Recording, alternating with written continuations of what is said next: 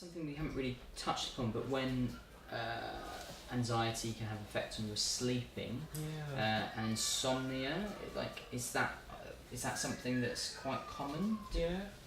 I mean, I think there are a lot of studies to show that anxiety can affect your sleep. It's very common actually for us to get disturbed sleep when we are feeling anxious. But also certain conditions like insomnia can have an effect on anxiety levels as well. Yes. It's quite a while since I did some teaching or some stuff around sleep, but we know that there are certain things that are happening in the body when we sleep.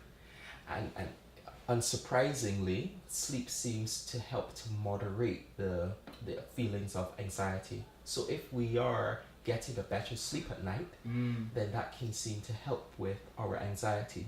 So it's not unsurprising then that some people who have difficulties with sleep, so insomnia for instance, can start to feel very anxious because they're not allowing the body almost to kind of shut down and the mind to shut down as well. Yes.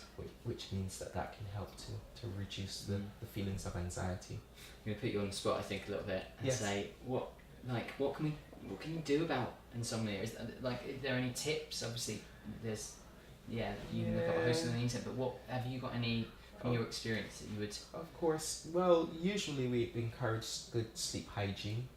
So trying to go to sleep at the same time, trying to wake up at the same time, trying to look at what you consume before bedtime as well. So back to that whole thing about caffeine.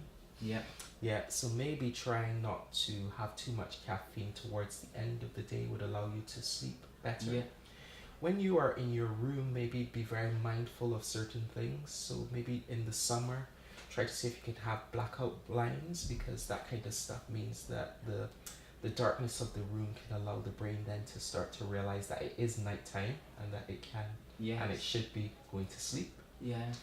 Another thing that seems to work well for people is to write their worries on sheets of paper. Right. And then to leave that sheet of paper outside of the room.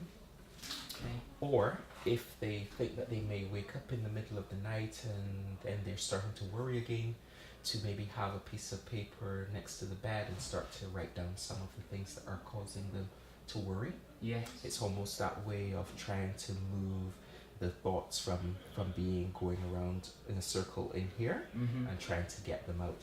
And then saying to yourself, that's then going to be something that I'll deal with when I'm awake. Right. So part of that kind of letting go as well. Yes, yeah. Practicing things like mindfulness and relaxation, of course, too, can help to make us feel more relaxed. There are different schools of thought around exercise though, like if we exercise too late, then that can seem to make us feel more active. Yeah, because you've got the adrenaline going, is that right? Exactly. Yeah. So be very mindful then about when you do exercise. Yeah. For some people it helps to make them sleep, Yeah. and for others maybe it tends to make them feel alert, so just being very mindful about that as well. Is there something as well about perhaps not looking too much at all the content that's coming through? Is that? Yeah. Am I just being picky because I don't like Instagram? No. I don't know. Well, no, I think the screen, Yes. the light from the screen is countering that whole thing about winding down, and it makes you feel more alert.